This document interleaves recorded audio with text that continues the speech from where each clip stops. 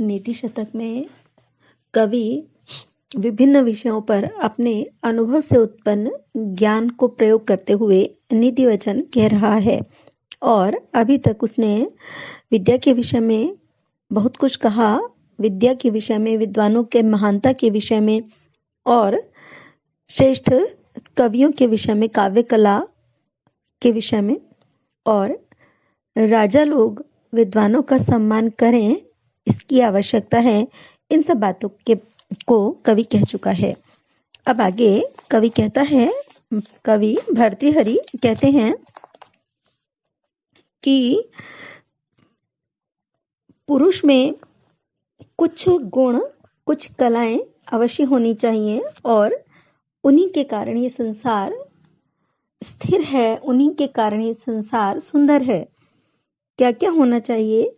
दाक्षिण्यम स्वजने, दया परिजने, शाठ्यम सदा दुर्जने, प्रीति साधुजने, नयो नृपजने, विद्वज्जने चार्जवम, शौर्यम शत्रुजने, क्षमा गुरुजने, नारीजने धृष्टता, ये चैवम पुरुषः कलासु कुशलास्तेषु एव लोक स्थिति। दाक्षिण्यम स्वजने, स्वजन के प्रति दाक्षिण्य, उदारता, अपने व्यक्तियों के प्रति, अपने बंधुजनों के प्रति उदारता। दया परिजने, परिजनों पर, सेवकों इत्यादि पर दया। शाठ्यम सदा दुर्जने, और दुर्जन के प्रति सदैव शठता, दुष्टता, दुष्ट के प्रति दुष्टता। प्रीति साधुजने, सज्जनों के प्रति प्रेम। नयो नृपजने, नृपजन राजाओं के प्रति नय नीतिपूर्ण आचरण। विद्वज्जने चार्जवम, और विद्वानों के प्रति सरलता। शौर्यम शत्रुजने, शत्रुओं के विषय में वीरता, शत्रुओं के समक्ष वीरता। क्षमा गुरुजने, गुरुजन के सामने सहनशीलता, अगर वो कुछ अनुचित भी कह दें, कर दें तो उसे सहन कर लेना। नारी जने धृष्टता, नारी जन के विषय में चतुराई। ये चैवम पुरुषा कला सुकुशलः, ये पुरुषा, जो पुरुष, एवं इस प्रकार से कला सुकुशला, कलाओं में कुशल हैं, तेषु एव लोक स्थिति, उनमें ही इस लोक की स्थिति है, उन्हीं से इस लोक की व्यवस्था बनी हुई है। तो कलाओं में कुशल से मतलब है कि किस व्यक्ति के साथ क्या व्यवहार किया जाना है, किस प्रकार से व्यवहार किया जाना है। ऐसा नहीं है कि अपने लोगों के प्रति उदार है तो दुष्टों के प्रति भी उदार हो जाएं, और गुरुजन के प्रति क्षमाशील हैं, सहनशील हैं तो शत्रु के प्रति भी सहनशील हो जाएं। व्यक्ति को देखकर उसके अनुसार उचित आचरण करना, ये कला जिसमें आती है, जो जानता है किसके साथ कैसा आचरण करता है और उस प्रकार आचरण करने में जो समर्थ होता है, ऐसे व्यक्तियों के कारण ही लोक मर्यादा बनी हुई है, संसार की मर्यादा बनी हुई है। तो कहते हैं स्वजने दाक्षिण्यम, अपने बंधुजनों के प्रति उदारता। परिजने दया, सेवकों के प्रति दया। दुर्जने सदा शाठ्यम, और दुष्टों के प्रति सदैव दुष्टता। सज्जनों के प्रति प्रेम। नृपजने नयः, राजाओं के प्रति नीतिपूर्ण आचरण। विद्वज्जने आर्जवम, और विद्वानों के प्रति सरलता। शत्रुजने शौर्यम, शत्रुओं के साथ वीरता। और गुरुजने क्षमा, गुरुजन के प्रति सहनशीलता। नारी जने धृष्टता, और स्त्रियों के सम्मुख चतुराई। ये जो पुरुष इस प्रकार से कलाओं में कुशल होते हैं, उनसे ही लोक की स्थिति है, लोक की मर्यादा बनी हुई है, संसार की व्यवस्था बनी हुई है।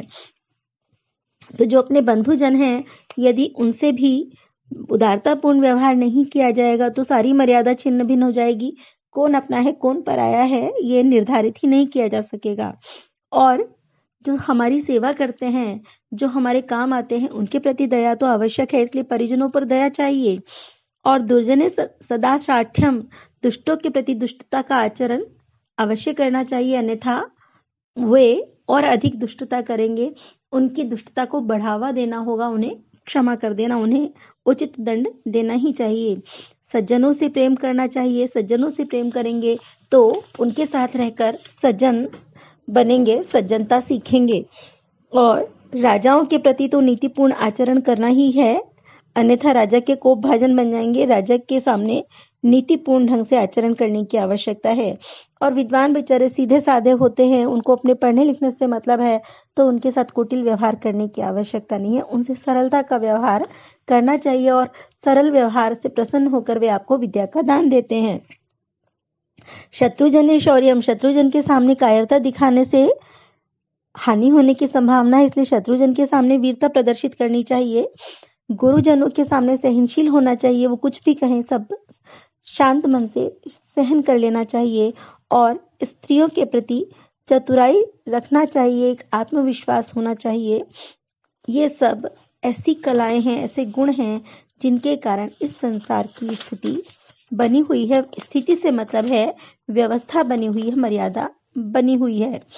यहाँ पर काव्यलिंग अलंकार है और शार्दूल विक्रीडित छंद है। अब अगले श्लोक में भर्तृहरि सत्संगति की महिमा का बखान करते हैं कि सज्जनों के साथ रहने से क्या क्या लाभ है, क्या क्या कर सकती है सत्संगति। तो कवि के अनुसार सत्संगति सब कुछ कर सकती है। ऐसा कौन सा काम है जो सत्संगति, सज्जनों की संगति नहीं कर सकती। संगति का बहुत महत्व है, तो इसको ही बताते हैं वो श्लोक में। कहते हैं जाड्यम धियो हरति सिंचति वाचि सत्यम मानोन्नतिम दिशति पापम अपाकरोति चेतः प्रसादयति दिक्षु तनोति कीर्तिम सत्संगति कथय किम न करोति पुंसाम। जाड्यम धियो हरति, धिय बुद्धि की, जाड्यम जड़ता को, हरति दूर करती है, बुद्धि की जड़ता को दूर करती है। वाची सत्यम सिंचति, वाणी में सत्य का समावेश करती है। मानोन्नतिम दिशति, मान और उन्नति को दिशति देती है, सम्मान और उन्नति को देती है। पापम अपाकरोति, पाप को दूर करती है। चेतः प्रसादयति, चित्त को प्रसन्न करती है। दिक्षु तनोति कीर्तिम, और दिशाओं में कीर्ति को, यश को, तनोति फैलाती है, दिशाओं में यश को फैलाती है। सत्संगति कथय किम न करोति पुंसाम, तो कथय कहो सत्संगति पुंसाम, पुरुषों के लिए, किम न करोति क्या नहीं करती। सत्संगति मनुष्यों के लिए क्या नहीं करती, उनका कौन सा कार्य सिद्ध नहीं करती, बताइए। अर्थात सारे ही काम सिद्ध कर देती है। क्या क्या कर सकती है सत्संगति। धियः जाड्यम हरति, सत्संगति पुंसाम धिय जाड्यम हरति। सत्संगति मनुष्यों की बुद्धि की जड़ता को दूर करती है, उसे बुद्धिमान बनाती है। वाची सत्यम सिंचति, वाणी में सत्य का समावेश करती है। सज्जन लोग सत्यवादन करते हैं, तो उनकी संगति में रहने से व्यक्ति सच बोलना सीखता है, असत्य से परहेज करने लगता है। मानोन्नतिम दिशति, सम्मान और उन्नति को देती है। सज्जनों के साथ रहने से व्यक्ति, भले ही सज्जन पूरी तरह ना भी बने, तब भी लोग उसे सज्जन ही मानते हैं, उसको अच्छा ही समझने लगते हैं और उसे सम्मान मिलता है।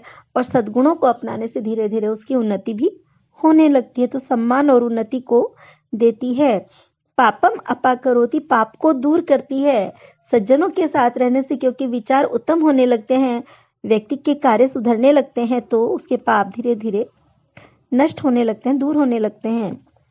चेतः प्रसादयति, चित्त को प्रसन्न करती है। जब व्यक्ति के ऊपर पापों का बोझ कम होता है, जब वो बुरे काम करना कम कर देता है सज्जनों की संगति से, तो स्वतः ही उसका चित्त प्रसन्न हो जाता है। अच्छे लोगों के साथ रहने से मन प्रसन्न रहता है। दिक्षु तनोति कीर्ति, और जब व्यक्ति धीरे धीरे सद्गुणी होता जाता है सज्जनों के साथ से, तो दिशाओं में उसका यश फैल जाता है। तो इतना सब कुछ मिलता है सज्जनों के साथ रहने से। तो ऐसा बताइए तो सही, कौन सा काम है जो सत्संगति से पूर्ण नहीं होता। सज्जनों का साथ क्या नहीं देता, अर्थात सब कुछ ही देता है। इतने सारे लाभ होते हैं सज्जनों के साथ रहने से। तो कुल मिलाकर तात्पर्य क्या है कि सज्जनों की ही संगति करनी चाहिए, दुर्जनों से दूर रहना चाहिए। सत्संगति पुंसाम धियः जाड्यम हरति, सत्संगति मनुष्यों की बुद्धि की जड़ता को दूर करती है। वाची सत्यम सिंचति, वाणी में सत्य का समावेश करती है। मानोन्नतिम दिशति, सम्मान और उन्नति को देती है। पापम अपाकरोति, पाप को दूर करती है। चेतः प्रसादयति, चित्त को प्रसन्न करती है। दिक्षु कीर्तिम तनोति, दिशाओं में यश को प्रदान करती है, यश फैलाती है। तत्कथ है किम न करोति, तो बताओ क्या नहीं करती, ऐसा कौन सा काम है जो नहीं करती, अर्थात सब कुछ ही करती है। सत्संगति मनुष्य को सब कुछ देती है, जो वो चाहता है वो सब पूर्ण करती है। तो इसलिए सत्संगति ही करनी चाहिए, सज्जनों के साथ ही रहना चाहिए। तो ये इसमें नीचे वाली पंक्ति सूक्ति है, बहुत प्रसिद्ध सूक्ति है, बहुत लोकप्रिय सूक्ति है। यहाँ पर समुच्चय अलंकार है, वसंत तिल का छंद है।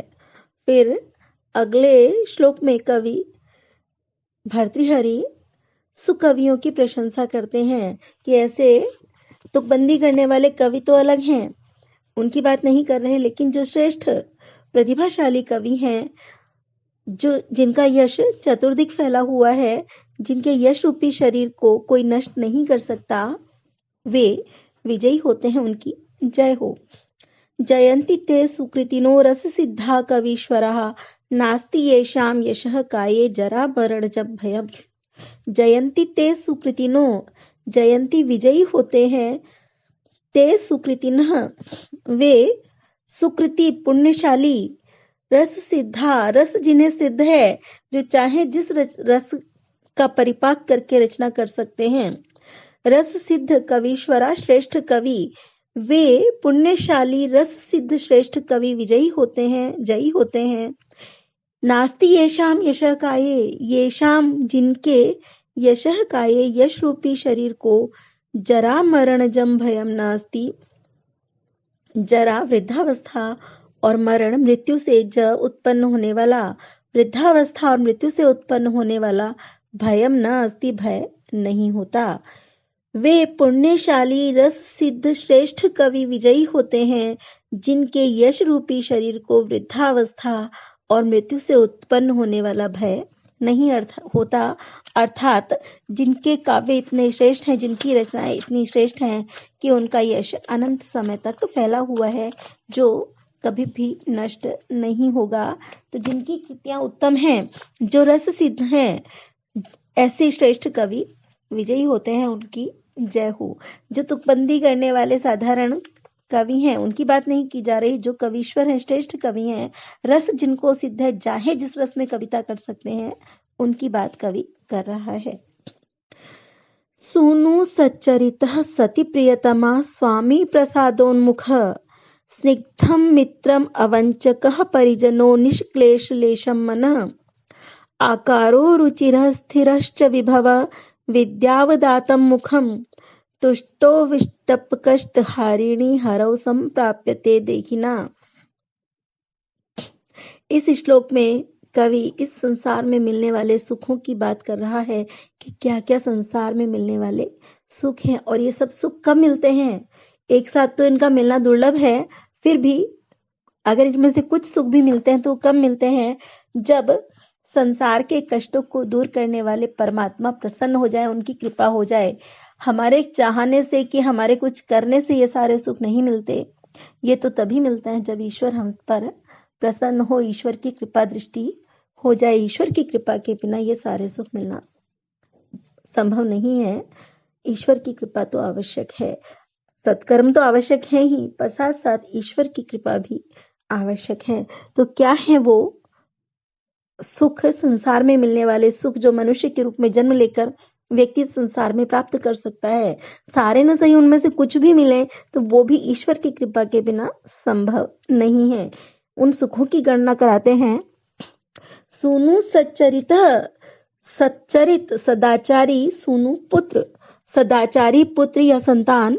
सती प्रियतमा, सती पतिव्रता, प्रियतमा प्रियतमा पतिव्रता पत्नी, मतलब पति से ही प्रेम करने वाली पत्नी। स्वामी प्रसादोन्मुख, और स्वामी प्रसादोन्मुख प्रसन्न, प्रसन्नता की ओर उन्मुख, प्रसन्न प्रसन्न रहने वाला स्वामी, जो आपसे सदा प्रसन्न रहे, ऐसा स्वामी। स्निग्धम मित्रम, स्नेह करने वाला मित्र। अवंचकः परिजनः, और अवंचक धोखा न देने वाला परिजन, सेवक धोखा न देने वाला सेवक। निष्क्लेशलेशम मनः, निष्क्लेश लेशम, जिसमें क्लेश का, कष्ट का अंश भी नहीं है ऐसा मन, जिसमें कोई चिंता नहीं है, जरा सा भी क्लेश नहीं है ऐसा शांत मन। आकारो रुचिरः, रुचिकर आकार, बहुत सुंदर नहीं है लेकिन देखने में रुचिकर है। सुदर्शन, स्थिरश्च विभवः, और स्थिर स्थाई, विभवः वैभव, कभी पैसे हैं कभी नहीं है, कभी धन आ गया कभी चला गया, ऐसा नहीं, भले ही कितना भी है, आवश्यकता भर का भी है लेकिन स्थाई है, बार बार परेशानियों का सामना नहीं करना पड़ता, ऐसा स्थाई वैभव। विद्यावदातम मुखम, धन तो है पर बुद्धि नहीं है, ज्ञान नहीं है, ऐसा नहीं, विद्यावदातम, विद्या से अवदात, उज्जवल चमकता हुआ, मुखम मुख, विद्या से उज्जवल मुख। तुष्टे विष्टप कष्ट हारिणी हरऊ, तुष्टे संतुष्ट होने पर, विष्टप संसार के, कष्ट हारिणी कष्टों को हरने वाले, हरऊ भगवान विष्णु के, संप्राप्यते प्राप्त किया जाता है, देहिना मनुष्यों के द्वारा। संसार के कष्टों को दूर करने वाले भगवान विष्णु के प्रसन्न होने पर, संतुष्ट होने पर भी मनुष्य के द्वारा ये सब प्राप्त किए जाते हैं। इस संसार के ये बड़े सुख हैं और ईश्वर की कृपा के बिना ये नहीं मिलते। क्या क्या सुख हैं?